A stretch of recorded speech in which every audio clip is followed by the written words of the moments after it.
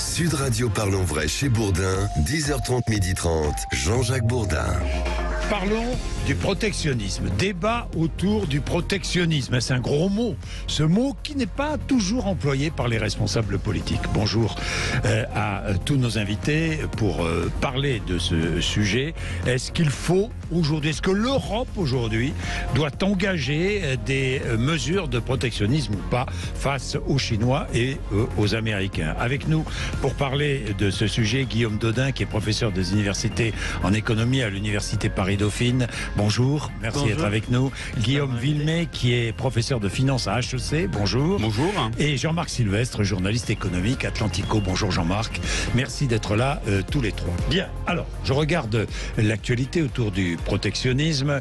Il y a aux États-Unis ce plan anti-inflation, 370 milliards de dollars, des investissements dans l'économie verte, mais des investissements aussi pour protéger l'industrie américaine, que les choses soient claires. Il y a eu des réactions européennes, des réactions françaises, mais ce gros mot, pour certains, ce gros mot protectionnisme, est-ce que c'est un gros mot pour vous, le mot protectionnisme? J'ai commencé avec Guillaume Villemay. Bien, bonjour. Bonjour.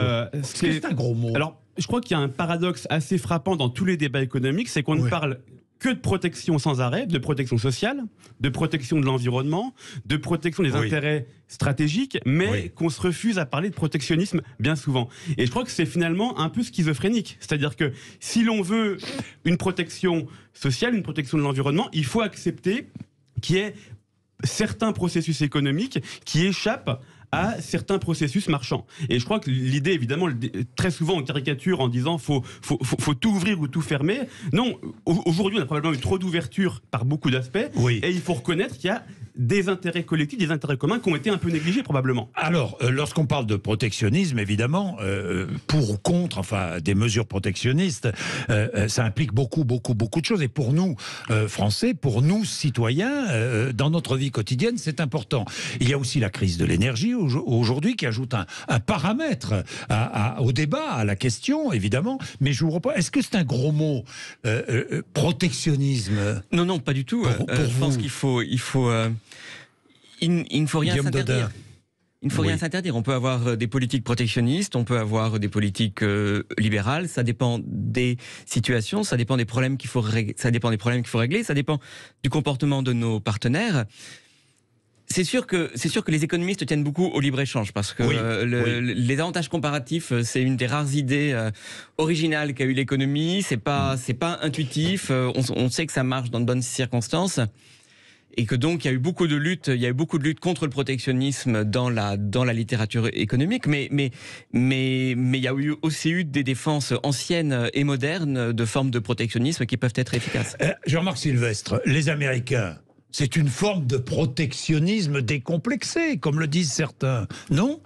C'est pas une forme, c'est une politique délibérée qu'ils ont mis en place là et qui profite d'ailleurs de la situation parce qu'ils ont sans doute une fenêtre de tir pour accroître encore leur interventionnisme sur l'économie. On dit toujours que l'Amérique est un exemple de pays libéral, c'est sans doute vrai dans le domaine financier, ça l'est beaucoup moins dans le domaine industriel parce que les marchés d'État, les marchés d'armement, les marchés de recherche spatiale, etc. Infusent beaucoup dans l'industrie et là ils ont une fenêtre de tir. Pourquoi ? Parce qu'ils ont des énergies qui vont coûter beaucoup moins cher aux Américains que 4 ou 5 fois moins cher. 4 ou 5 fois moins cher qu'aux Européens. Donc quand vous êtes un Européen et que vous êtes énergétivore, vous avez besoin d'énergie, eh bien de deux choses l'une. Ou vous faites payer le coût de production à votre client, ou alors vous délocalisez votre industrie dans un pays où l'énergie sera moins chère. Dans tous les cas, jamais on a autant parlé de protectionnisme.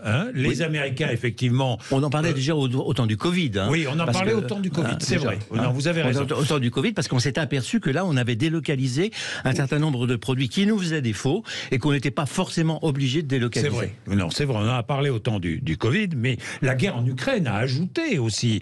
Pourquoi ? Parce que pour l'économie américaine, finalement, cette guerre en Ukraine, c'est une aubaine. Pour les Non. Américains, c'est une aubaine, d'une certaine façon. Moi, je ne pense pas qu'on puisse leur faire ce procès. Mais attendez, ça renchérit le coût de l'énergie en Europe. C'est assez scénique, oui. Ça renchérit le coût de l'énergie en Europe relativement, parce qu'il y a le coût de transport qui va peser dans la balance. Je pense que ça peut être une aubaine dans la mesure où ils vendent effectivement de l'armement. Ils vont sans doute participer ils connaissent ça parce qu'ils ont fait ça après la Deuxième Guerre mondiale, à la rénovation, enfin à la reconstruction. Parce que là, il va y avoir une très belle bagarre économique au moment de la reconstruction.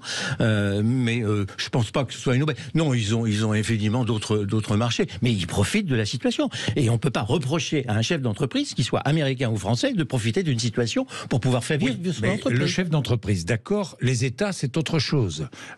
Est-ce qu'aujourd'hui, on peut dire que les Américains profitent de l'aubaine et est-ce qu'on peut dire qu'ils... les aides je ne parle pas de l'Ukraine, les aides de l'aubaine de la situation mondiale. Les aides américaines ne sont pas bien supérieur actuellement à ce que la France a fait avec le quoi qu'il en coûte. Parce que le quoi qu'il en coûte, on a quand même supporté tous les actifs. On a fait du protectionnisme. Oui, d'une certaine façon. On a fait du protectionnisme dans le quoi qu'il en coûte. Les Américains font comme nous, donc si j'ai bien compris. Je crois que si on veut prendre un peu de perspective par rapport à ça, je crois que tout ça se passe à un moment très important où on prend plus que jamais conscience de l'immense rareté de certaines ressources. Évidemment, les ressources énergétiques, évidemment des sujets sur le lithium ou le cobalt ou les terres rares, sur les métaux, etc.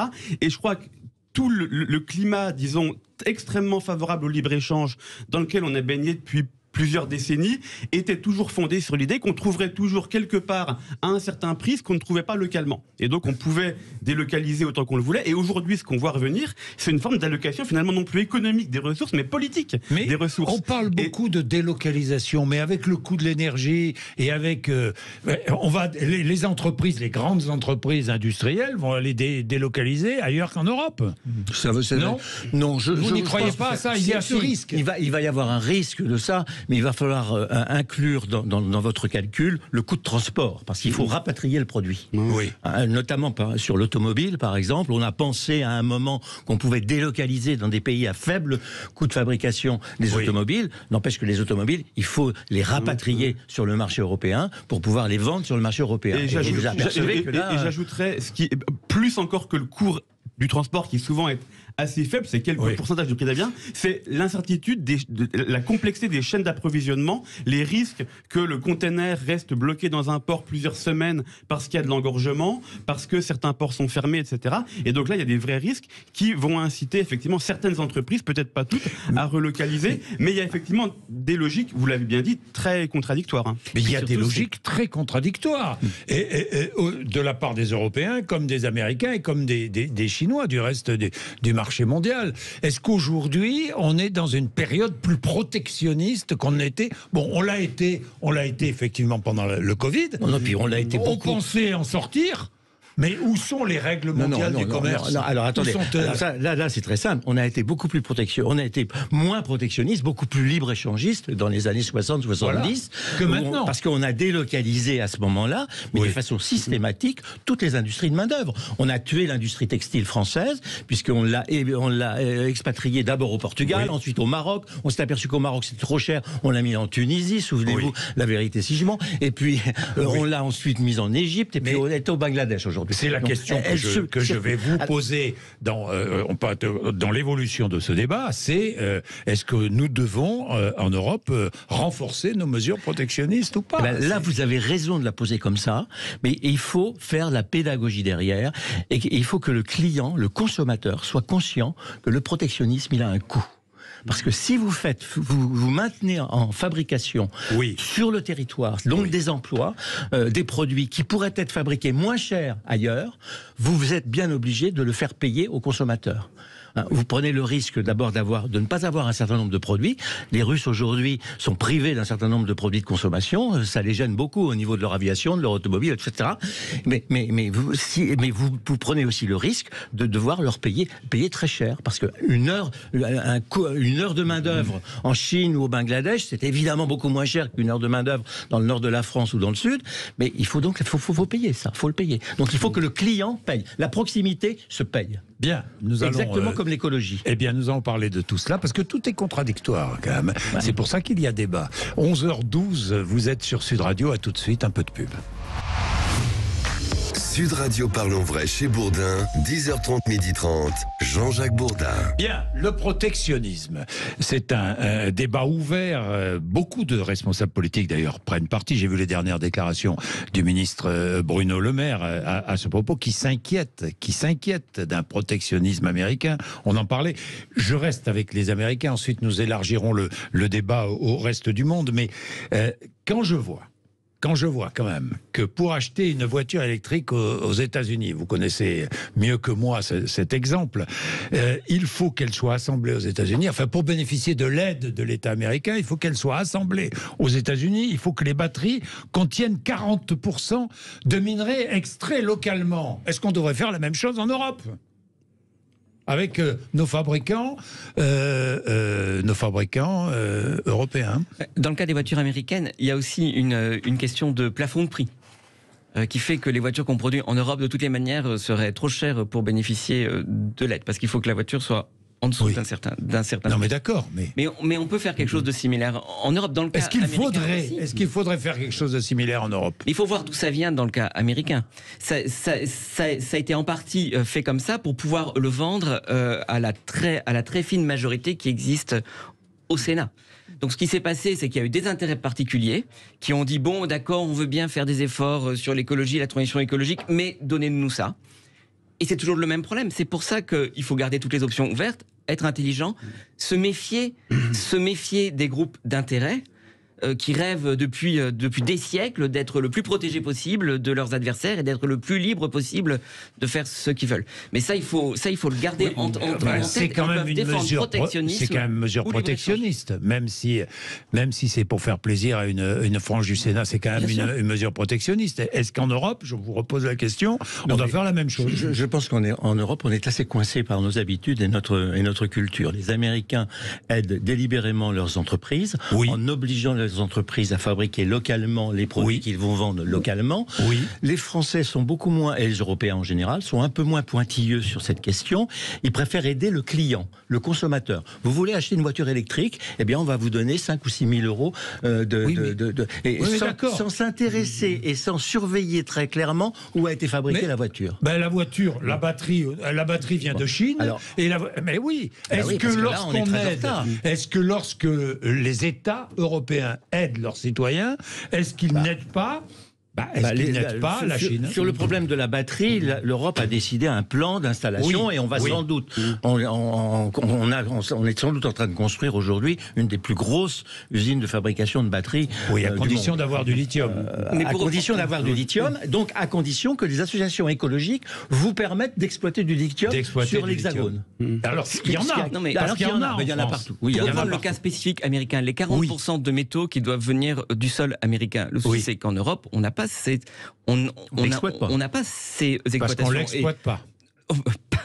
Parce qu'on ne l'exploite pas et parce qu'on n'est pas un pays pionnier, très peu peuplé, avec beaucoup d'espaces naturels qui sont peu exploités, dans lequel il y a énormément de ressources et de matières premières. On n'a pas beaucoup de ressources et de matières premières en Europe. On pourrait en avoir plus.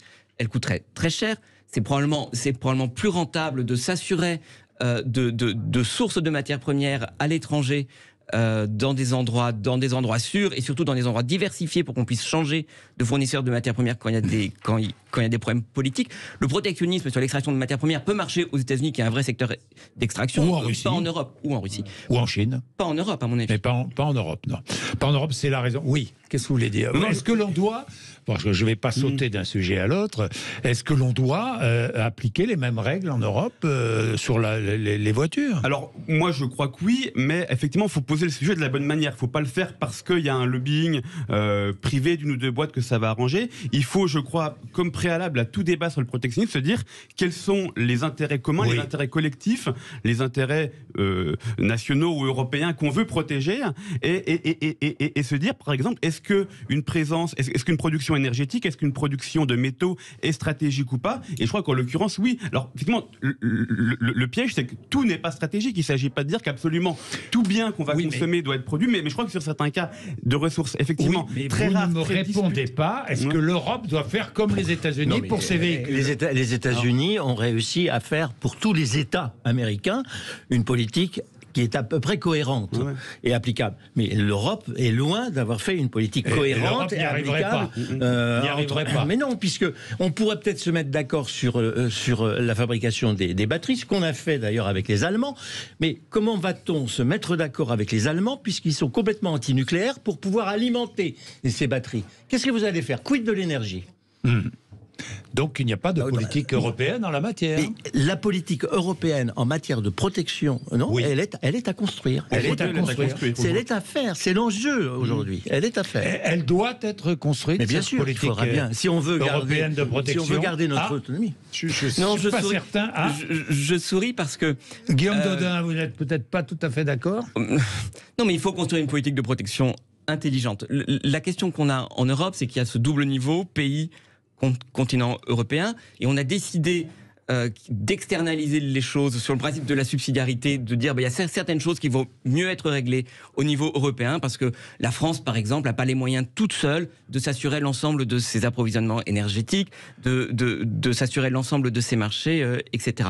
Et ça a eu l'effet que en Europe, il a été beaucoup plus difficile à des entreprises de construire des monopoles et de se faire protéger ces monopoles par l'État, parce que les États nationaux ne le pouvaient pas et parce qu'on se disputait au niveau européen. Mais donc ça a été plutôt une bonne chose, parce que par exemple dans les télécommunications, dans les accès Internet, on n'a pas eu la formation de monopoles extrêmement forts comme ceux qui existent aux États-Unis et qui coûtent très cher aux consommateurs américains. Donc moi, je ne sais pas très bien ce que le consommateur américain gagne à avoir son ADSL à $50 par mois. Soyons clairs, vous êtes pour un libre-échange total, quoi. Non, pas du tout. Ah bon, d'accord. Pas du tout. Il y a beaucoup d'aspects sur lesquels je pense qu'il faut protéger et organiser. Non, mais vous avez à 80% raison. Il a raison. La meilleure mesure de protection, c'est pas une directive de l'État. La meilleure mesure de protection, c'est l'innovation et la responsabilité du chef d'entreprise. Les Américains ont obtenu un monopole mondial sur les GAFAM, avec les GAFAM par exemple. Bon, alors ils ont été aidés par des marchés publics, ils ont aidé par des marchés. La France, vous n'en parlez pas, mais la France a un monopole mondial dans l'industrie du luxe. L'industrie du luxe est équivalente à l'industrie des GAFAM. Parce que la France sait faire. Mais parce que la France a su faire. Et quand vous achetez, c'est des produits qui sont très chers et qui rapportent énormément à la balance commerciale, à la balance des paiements. Donc vous avez, et qui sont fabriqués en France. Alors on va prendre Guy, qui voulait intervenir. Guy, bonjour. Bonjour Monsieur Bourdin, bonjour Sud Radio, merci encore pour cette belle émission. Bonjour messieurs.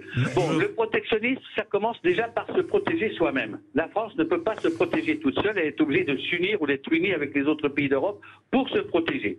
Ça fait 70 ans que les pays d'Europe se conduisent comme des bébés, alors sucer perpétuellement le sein maternel de Maman Amérique et demande sa protection. Maman Amérique qui s'évertue depuis 70 ans aussi à faire en sorte que les pays d'Europe ne s'unissent pas, parce que ça présente pour elle un danger commercial. On a bien vu comment se comportent les États-Unis dans le domaine commercial. On l'a vu avec les sous-marins, avec l'Australie, etc. Dans le domaine du commerce, il n'y a pas d'amis. Donc obligé de nous, Européens, de faire du protectionnisme et de s'unir, déjà d'assurer notre propre protection, et ensuite de discuter d'égal à égal avec les États-Unis lorsqu'on a envie de passer des marchés, passer des contrats, des marchés, des échanges. Donc il faut être fort pour ça, pour pouvoir taper du poing, pour pouvoir s'imposer. Or, on n'arrive pas à s'imposer. Regardez l'Allemagne qui achète des avions de combat aux États-Unis. La Finlande qui achète aussi des matériels de combat aux États-Unis. C'est un désistement. Il n'y a pas de principe d'union. Il y a de l'égoïsme dans ces pays d'Europe. Et c'est même pour ça qu'on n'arrive pas à intervenir contre Poutine. Poutine, il a beau jeu, lui. Il sait que les pays d'Europe ne sont pas unis. Donc il a beau jeu, il peut faire peur. Bien, Obligation de s'unir. Guy résume le sentiment de beaucoup de Français. Je l'entends, ça, je l'entends. Que lui répondez-vous, Guy? Il a raison, mais non il a raison, je crois qu'il y a évidemment un gros fond de vrai dans tout ce qu'il dit. C'est-à-dire que je pense qu'il y a à la fois dans la pensée de la plupart des économistes et dans la manière dont une bonne part de l'Union européenne s'est construite, un impensé complet qui est l'impensé du politique et des intérêts politiques. Et c'est vrai qu'on a tendance à voir les entreprises, les individus, les consommateurs, etc. Mais ce qu'on voit pas, c'est qu'il y a aussi effectivement des États derrière les pays. On voit par exemple le rôle absolument fascinant et terrifiant que jouent les États-Unis dans l'exportation de leurs droits. On pense à l'affaire Alstom par exemple, pour soutenir des acquisitions, pour soutenir les entreprises étrangères. Il y a effectivement des facteurs politiques très importants aussi derrière la suprématie commerciale de certains pays. C'est très net. Hein. Alors j'ai une question à vous poser. Pardon. Je suis totalement d'accord avec ce que vous venez de dire. Sauf que le vrai juge de paix sur un marché, c'est le prix de revient. Si votre prix de revient pour votre consommateur est moins élevé, vous gagnerez. S'il est plus élevé, vous perdrez. Bien, il est 11h26, nouvelle pause. Et puis je vais vous poser une question. Est-ce que, en matière de concurrence libre et non faussée, seule l'Europe joue le jeu? Est-ce que seule dans le monde, l'Europe joue le jeu aujourd'hui? Nous allons en parler. Il est 11h27. À tout de suite. Sud Radio Parlons Vrai chez Bourdin, 10h30, 12h30, Jean-Jacques Bourdin. Bien, nous parlons protectionnisme ce matin sur l'antenne de Sud Radio et nous avons trois invités. Guillaume Dodin qui est professeur des universités en économie à Paris-Dauphine. Nous avons Guillaume Vuillemet qui est professeur de finance à HEC et Jean-Marc Sylvestre que vous connaissez bien, journaliste économique, Atlantico. Alors, je vais vous poser une question, messieurs. En matière de concurrence libre et non faussée, est-ce que seule l'Europe joue le jeu? Écoutez, dans le monde. C'est vraiment pas l'opinion des Américains. Les Américains trouvent que l'Europe a une politique protectionniste. Ils en prennent pour exemple Airbus. Bah oui, il y a une très longue dispute devant l'OMC à propos d'Airbus que les Américains ont gagné. Ça a duré 15 ans, cette dispute. C'est pas tout à fait réglé. Ils parlent aussi du problème de la réglementation des GAFA. Justement, ils disent ah bah oui, vous augmentez le nombre de réglementations sur les GAFA, mais ces GAFA, elles sont américaines. Donc en fait, vous êtes en train de protéger vos propres entreprises en imposant des réglementations sur nos entreprises. Donc il y a plein de pays qui trouvent que l'Europe est pas si libre, mais c'est sûr qu'entre nous, on a décidé de jouer ce jeu-là. Entre nous, on joue ce jeu-là. Entre Européens, on joue à peu près ce jeu-là. À peu près. Parce que certains font cavalier seul de temps en temps. L'Allemagne notamment. Oui, mais dans un cadre qui les empêche d'avoir des politiques vraiment très dommageables pour la marche. Je pense quand même que l'Europe a été très très naïve au moment des accords de l'OMC. On a, comme d'autres pays, considéré que à partir du moment où on acceptait la Chine dans l'OMC, c'était dans les années 2000, 2001, je crois, la Chine abandonnerait son système politique autocratique, autoritaire, etc. Parce que si on était dans cette idée que le développement économique était une pédagogie à la démocratie et à la liberté individuelle. C'était ça. Enfin, on n'était pas le seul à l'espérer. Les Américains l'espéraient aussi. Ils ont beaucoup souffert de la fin du multifibre. C'est que un peu naïf. On ne s'est pas aperçu que un pari sur l'avenir. L'OMC est rentré dans la mondialisation, a profité de tous les avantages de la mondialisation sans en payer le prix et sans en assumer les contraintes. C'est-à-dire, les contraintes, c'était d'ouvrir son marché. Qu'une entreprise comme Peugeot aille s'installer en Chine, c'était pas pour fabriquer des voitures qu'elle vendrait à Paris. C'était pour fabriquer des voitures qu'elle voulait vendre sur le marché chinois. Or, le marché chinois ne s'est pas ouvert aux produits occidentaux. Il y a aujourd'hui beaucoup d'études d'économistes américains sur ce qu'ils appellent le China Shock, qui montrent très bien que notamment les districts aux États-Unis, alors on a la même chose probablement en Europe, même si c'est moins mesuré, les districts ou les counties aux États-Unis qui étaient les plus exposés aux délocalisations ont vu à la fois des taux, évidemment, une dégradation de leurs revenus, augmentation du chômage, mais aussi des divorces, de la consommation de drogue, etc. Donc il y a vraiment eu des effets même extra-économiques de ce choc extrêmement rapide de la Chine qui ont été probablement complètement sous-estimés à l'époque. Reprenons l'exemple de Peugeot, qui a voulu s'installer en Chine pour vendre des Peugeot aux Chinois. Oui. Oui. Ils ont monté une usine très importante. Alors pourquoi qui avait d'ailleurs été saluée comme un investissement. Pourquoi n'ont-ils pas réussi? Je crois qu'ils n'ont pas réussi parce qu'ils se sont aperçus que les Chinois étaient capables, en copiant leurs brevets, leurs modèles, parce qu'ils ne respectent pas la propriété intellectuelle comme on devrait le faire, qu'ils étaient capables de le faire à un prix qui était inférieur à celui qu'ils faisaient. Donc ils ont fermé l'usine. Ils sont en train de la fermer. Donc ils ont fermé l'usine. Lorsque un constructeur japonais s'installe en Europe pour fabriquer et assembler... On lui déroule le tapis rouge. On lui déroule le tapis rouge. Comme pour Peugeot en Chine. Oui, on lui déroule le tapis rouge. Logique. Oui, mais on ne l'empêche pas de travailler après. Non. Oui, on ne l'empêche pas de travailler. C'est toute la différence. Parce qu'on est dans un jeu... On est dans un jeu collaboratif avec les Japonais. Oui. Effectivement. Et on pouvait espérer que la Chine, dans les années 90, rentrerait dans ce genre de logique. Peut-être. Aujourd'hui, on constate, la Chine n'entre pas dans cette logique.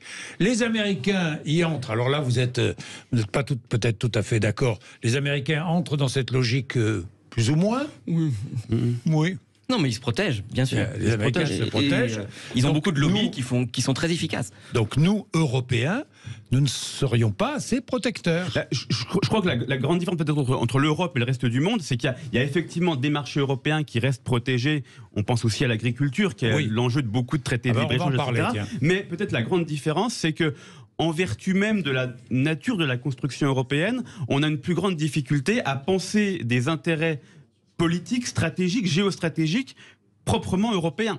Et le débat existe, mais il est beaucoup plus compliqué. Et donc, de fait, on affirme moins positivement une vision spécifiquement politique européenne dans les négociations mondiales, et donc, de fait, une plus grande ouverture à des intérêts étrangers. La grande différence, peut-être, c'est que nous avons du retard en Europe par rapport à la Chine. Je parle des institutions. Et aujourd'hui, non. Non, je dirais pas que les institutions européennes sont en retard par rapport aux institutions chinoises. Non, je parle de l'unicité, si je puis dire, d'un pays, de l'unité d'un pays. Non, mais grâce au ciel, parce que quand un pays n'est pas uni, il fait moins de bêtises. Oui. Parce que dans des pays très unis, il suffit qu'il y ait un homme qui se mette à faire n'importe quoi, comme on l'a vu en Chine, ou en Russie, pour que l'ensemble du pays tombe. Moi, je pense que la pluralité européenne, c'est une énorme force. C'est une énorme force, même sur le terrain commercial. Non, mais Jean-Jacques, la difficulté chinoise, c'est que la Chine n'a absolument voulu faire aucune évolution quant à son organisation politique et à l'ouverture de son marché. Elle n'a pas ouvert son marché intérieur. Scholz a raison de partir en Chine et finalement de considérer que la Chine reste un partenaire essentiel pour l'économie allemande. On discute qu'avec ses ennemis. Hein. Oui, donc il a raison. Donc je pense bien sûr qu'il faut continuer à discuter. Il a été très critiqué. Non, il a été très critiqué. Je pense qu'il a raison. S'il pense, en tout cas, évidemment, le dilemme de tous les dirigeants européens, c'est de concilier des intérêts domestiques et une opinion domestique avec des intérêts européens. Et donc ça oblige forcément à jouer parfois un peu sur deux tableaux, ce que fait évidemment Scholz. Et l'Allemagne, qui est quand même en premier chef exposé du fait notamment de la guerre entre l'Ukraine et la Russie, on ne peut pas leur en vouloir, si l'on veut, de chercher une alternative à leur modèle. Exactement. Et donc de chercher à pallier à des déficits. Est-ce qu'il n'y a pas, en matière de commerce, une Union européenne à construire encore plus? Parce qu'on sait que les échanges intra-européens sont considérables, très importants, notamment entre la France et l'Allemagne. Est-ce qu'il n'y a pas... comment pourrait-on aller plus loin? Il faut revenir à l'ADN de la construction européenne, parce que l'ADN de la construction européenne, à l'origine, c'était la communauté de l'acier et du charbon, la CECA. Et il s'agissait de mettre en commun les moyens énergétiques de base, de matières premières de base. Mais ce qui est très intéressant, c'est que c'était pas fondé sur une vision totalement libre-échangiste. Il y avait l'idée que l'énergie avait une dimension stratégique, et c'est d'ailleurs au moment où on était aussi traité Framatome sur l'atome, où donc on a vraiment une pensée stratégique énergétique européenne, où on se disait il faut arriver à penser des intérêts européens sur des secteurs qu'on pense stratégiques. Et c'est très intéressant effectivement que ça ait commencé par l'énergie. Vous parlez de stratégie, mais on voit les divisions européennes aujourd'hui autour de l'atome, par exemple. Alors, en termes d'énergie, effectivement. En termes d'énergie, c'est essentiel. Bon, les divisions sont là. Alors aujourd'hui, elles sont non seulement elles sont là, mais l'Allemagne nous a emmené tous les Européens dans le mur. Parce que l'Allemagne, en voulant donner des gages à ses écologistes, à Angela Merkel, qu'on a couvert d'éloges quand elle était au pouvoir, s'est quand même lié, point et pied liés, aux Russes avec le gaz, en investissant dans les gazoducs. Est-ce que les Allemands ne sont pas en train de se lier aux Chinois? Ça, c'est un exemple d'erreur stratégique. Oui, mais c'est aussi un exemple des avantages de l'Europe dans sa pluralité. Parce que l'Allemagne a fait ce choix-là, mais le reste de l'Europe ne l'a pas fait. Et donc maintenant, l'Allemagne se retrouve face à une erreur stratégique qu'elle nous fait tous payer en partie, mais heureusement, il y a aussi des systèmes énergétiques qui ont été construits de manière différente et qui se compensent, compensent d'une manière qui n'aurait pas été possible si vous pensez à la France, on a fait quand même une très grossière erreur en abandonnant complètement le développement de notre nucléaire il y a 15 ans ou 20 ans. On a hésité, mais on a pris un chemin puis un autre. On s'est dit, on regardait les Allemands qui avaient une énergie qui était 2 fois moins chère, on se dit, c'est peut-être eux qui ont raison. La pluralité, là, n'était pas très favorable à nos intérêts, si j'ai bien compris. Si, parce que je pense que l'option nucléaire, elle est toujours sur la table et elle va sans doute être redéveloppée. Et on va passer les problèmes de maintenance qu'on a actuellement. Et elle sera là. Si l'Allemagne avait été toute seule, elle aurait été une situation extrêmement négative. Bien sûr. Mais si nous n'avions pas été avec les Allemands, on aurait aussi été dans une situation très gênante, très difficile, au niveau notamment de la garantie, par exemple, du financement. On a quand même un euro qui est beaucoup critiqué, mais qui est aussi un instrument de protection. Bien. Alors, nous allons voir quels sont les efforts à faire, justement, pour peut-être faire en sorte que l'Europe soit plus performante. Mais je voudrais que nous parlions des négociations commerciales. Là, c'est l'agriculture qui est au cœur du problème, du sujet. Les négociations commerciales. Le Mercosur, on n'a toujours pas signé cet accord. D'ailleurs, le gouvernement français ne s'exprime plus sur le sujet. Vous avez entendu quelque chose sur le Mercosur? Le Mercosur, c'est un accord commercial, j'explique aux auditeurs, avec les pays d'Amérique du Sud.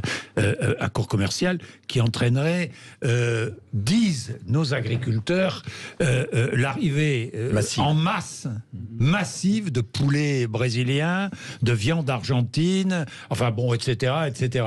Et ce qui serait évidemment dommageable pour nos producteurs. Il faut signer le Mercosur? Non, mais le diable est dans les détails. Ça dépend de ce qu'il y a exactement dans le Mercosur.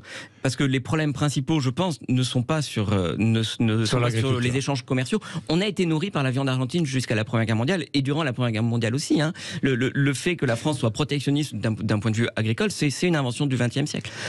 Donc, mais le souci du Mercosur, c'est que surtout, c'est un traité d'investissement. Et je pense que les clauses les plus controversées, ce sont celles qui donnent pouvoir aux entreprises d'invoquer des tribunaux d'arbitrage si elles considèrent que les États se comportent mal avec eux, etc. Et on est en train de sortir du traité sur l'énergie. Tous les pays européens, d'ailleurs, ensemble, sont en train de sortir du traité sur l'énergie qui leur donnait ce droit-là. C'est probablement pas très malin de se remettre dans un... Alors, est-ce qu'en matière agricole, on doit être protectionniste ? Oui, je crois qu'il faut définir beaucoup plus précisément les points de protection, notamment en matière sanitaire. Quand on voit ce qui se passe avec la grippe aviaire, qui est en train de décimer toute notre production de volailles, de doigts, de canards, vous aurez du mal à trouver du foie gras à Noël. Je veux pas vous casser le moral, mais ça va quand même être un peu compliqué. Toutes ces questions sanitaires, des questions de prix aussi, d'évolution de prix, de garantie de prix. Je crois que c'est tout ça qu'il faut régler. Oui, donc je crois que ce qui est très important pour que les auditeurs comprennent bien, c'est que souvent quand on pense traité de libre-échange, on se dit il s'agit de tirer un trait sur plein de choses. Donc c'est un document extrêmement simple qui simplifie beaucoup les choses. En fait, c'est tout ça depuis très longtemps. C'est des documents de dizaines de milliers de pages qui spécifient des clauses extrêmement précises sur tel ou tel produit, etc. Donc c'est des documents extrêmement techniques. Donc on ne peut pas en discuter dans l'abstrait. C'est vraiment des choses extrêmement précises sur des appellations d'origine contrôlée, sur des modes de production, sur est-ce que tel composant chimique qui est autorisé dans tel pays et pas dans tel autre peut être... Donc c'est vraiment très compliqué. Je comprends très bien, évidemment, mais les conséquences sont lourdes. Avec la Nouvelle-Zélande, par exemple, mais les producteurs ovins français n'ont pas du tout envie qu'il y ait un accord de libre-échange avec la Nouvelle-Zélande. Les grands céréaliers de la Beauce n'ont pas non plus envie qu'on aborde. Mais les grands céréaliers de la Beauce, c'est pas un lobby que j'ai particulièrement envie de défendre et qui n'est pas très défendable étant donné ses pratiques phytosanitaires, etc. Donc ça dépend vraiment des secteurs, ça dépend des produits exacts. Et absolument. Et au-delà là, j'ajouterais que nous avons, nous, des contradictions internes à lever.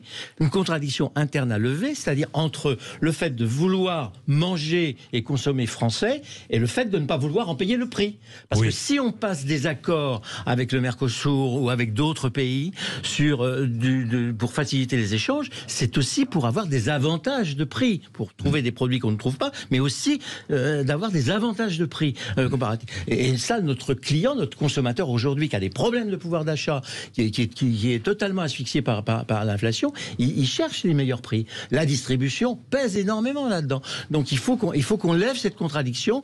Le produit vert, le produit sain, le produit français, le produit qui vient de chez nous, il a un prix. Parce qu'il faut que notre agriculteur, notre producteur, il soit payé normalement. C'est pour ça que je crois que le cœur du débat, c'est effectivement pas de dire on est pour ou contre le protectionnisme dans l'abstrait, c'est de dire quels sont les quelques secteurs qu'on a vraiment très envie de protéger et pour lesquels on est prêt à payer le prix. Et c'est vrai que c'est vraiment un débat de nature presque stratégique qui pose la question de qu'est-ce que collectivement, comme pays ou comme Union européenne, on appelle nos biens communs, mais ça ne peut pas être tout.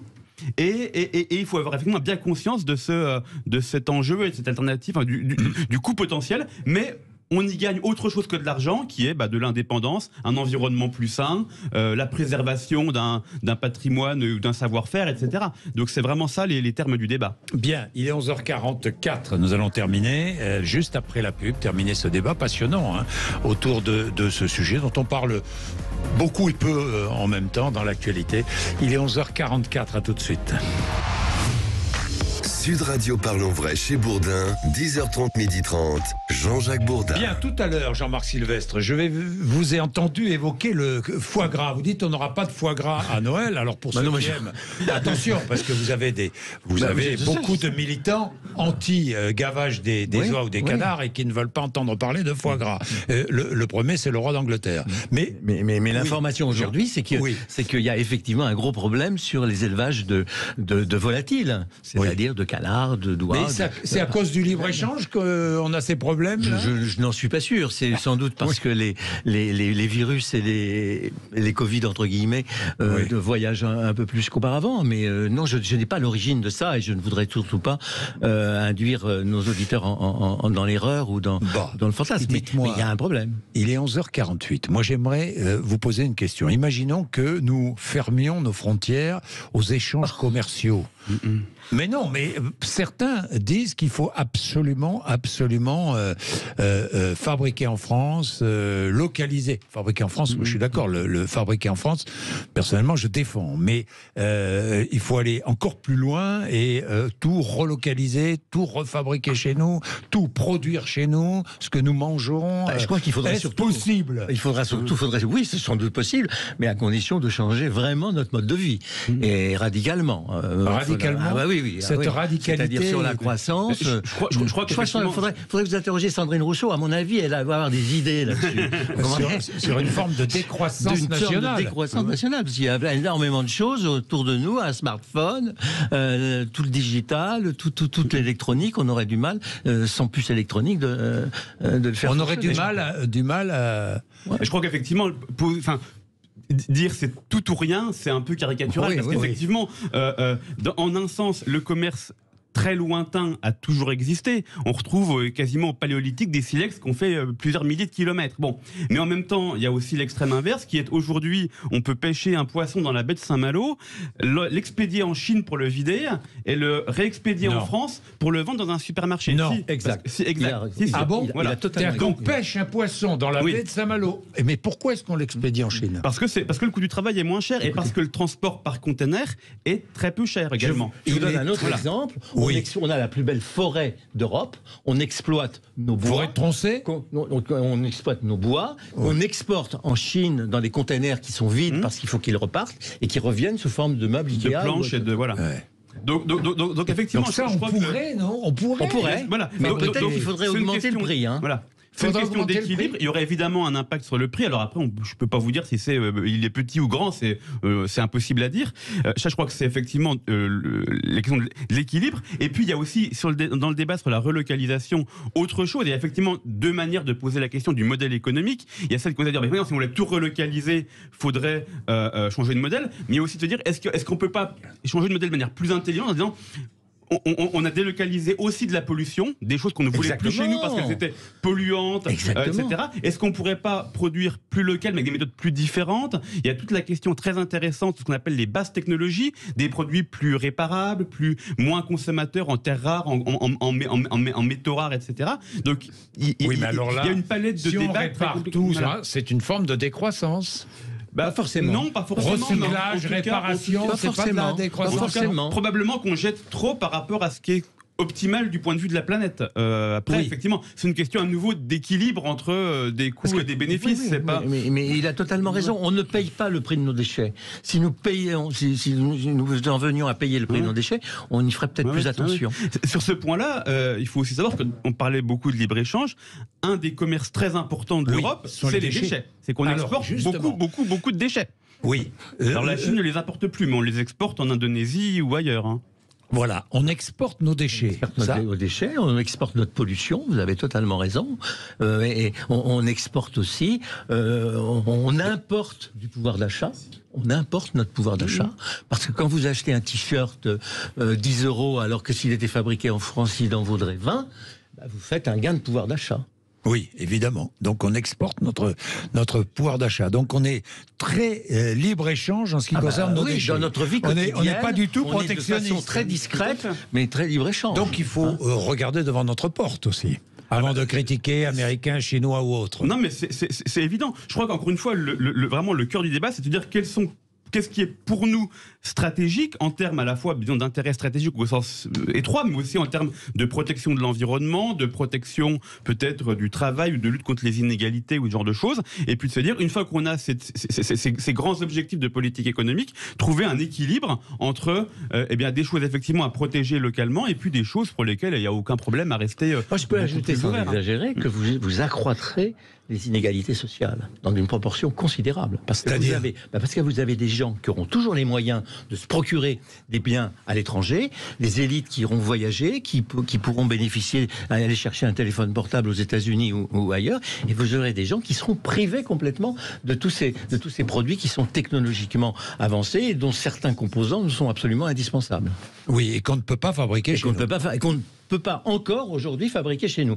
Cela dit, il y a quand même une prise de conscience. Oui, mais il y a une prise de conscience intéressante. Mais quand je vois les médicaments qui sont fabriqués et dont on manque parfois, là, il y a une relocalisation qui devrait être étatique presque, non? Oui, parce qu'on fait fabriquer. C'est l'intérêt général, non? On fait fabriquer dans les pays émergents en médicaments que la dernière partie du médicament, c'est-à-dire c'est pas celle qui a la plus grosse valeur ajoutée. La grosse valeur ajoutée, elle reste en Occident. Mais est-ce que là, il devrait y avoir une intervention de l'État? Je crois que ça me paraît assez évident. C'est quand on voit qu'il y a des intérêts à nos produits. Oui, mais c'est pas si simple. On a bien vu quand il y a eu le développement du vaccin Covid, les États ont choisi, l'Union européenne, les États-Unis, etc., ont choisi plusieurs voies. Il y a eu des voies qui ont eu du succès, des voies qui n'ont pas eu du succès. On ne sait pas très bien faire. Il faut aussi se méfier sur le fait que l'État, par exemple, a demandé à des tas de gens de faire des masques en tissu et les gens ont changé de leur appareil industriel et maintenant ils se retrouvent bêtes comme choux parce qu'il n'y a plus de demande pour les masques en tissu. Ils ont fait tout cet effort d'adaptation pour rien. Donc c'était formidable, on a eu l'agilité nécessaire, mais enfin ce sont les entrepreneurs qui l'ont pris dans la figure à la fin. Donc il faut se méfier, mais effectivement, au cas par cas, et notamment dans la médecine, il y a un certain nombre de cas dont on pourrait considérer que c'est la responsabilité de l'État. Il pourrait y avoir une régie qui produit les antibiotiques de base, et peut-être que le gain, c'est tellement peu cher à produire que la perte de productivité qu'on aurait à la confier à un mastodonte quelconque serait pas considérable par rapport au coût que représente le fait qu'il y ait des pénuries. Mais je veux dire que le fonctionnement même de notre assurance maladie à favoriser la délocalisation des médicaments. Je vais faire un peu de provocation, mais quand l'assurance maladie cherche à faire des économies en termes de médicaments, qu'il diminue bien sûr les prescriptions, mais qui incite par exemple aux produits génériques, qu'est-ce qu'un produit générique? Sinon un produit dont les frais de recherche ont été amortis sur le marché occidental et qu'on fait fabriquer en Inde à un prix relativement bas. Oui, c'est une délocalisation. C'est une délocalisation qu'on encourage. Au bénéfice de l'assurance maladie. au Oui. bénéfice de l'équilibre possible de l'assurance maladie. À partir du moment où vous dépensez trop d'argent en médicaments, on cherche à faire des économies. Mais c'est vrai Normal. qu'effectivement, le grand C'est changement, normal. le grand Oui. changement de paradigme entre temps, c'est que ça s'est fait probablement à une époque où on pensait que les chaînes d'approvisionnement seraient toujours très fluides. Il n'y aurait jamais de rupture. Et il n'y aurait jamais de rupture. Exactement. Aujourd'hui, on prend conscience que il peut y avoir des ruptures. On a été naïf. Il peut y On a avoir été plein de naïf. choses, plein d'événements géopolitiques, et donc ça va inciter à repenser toute la géographie économique dans des proportions qu'on a du mal à imaginer. Bien. Merci, messieurs. Merci. Il est 11h56. C'est absolument passionnant, ce sujet. On pourra en parler des heures. Merci d'être venus nous voir sur Sud Radio. Je remercie celles et ceux qui ont appelé 0826 300 300. Nous allons parler d'autre chose dans un instant, mais vous avez votre avis sur la question, mais je ne vais pas vous le demander. Il s'agit du chômage, des nouvelles règles édictées par le gouvernement, les règles d'indemnisation. La durée d'indemnisation. Il est 11h05. Comment ? Quand les taux de chômage sont faibles. Oui, quand les taux de chômage sont faibles. Mais enfin, quand j'ai vu les critères, C'est 9%. 9%. Oui, On peut passer de la zone rouge d'accord, à la mais zone moi, verte à 9%. je veux bien, mais bon. On est à 7,6. On est à 7 en fait. Oui, on est à 7,6. C'est une définition. On appellera pour donner notre avis. Oui, si vous voulez. Oui. Bien, il est 11h57. Vous êtes sur Sud Radio en toute liberté. Merci d'être avec nous.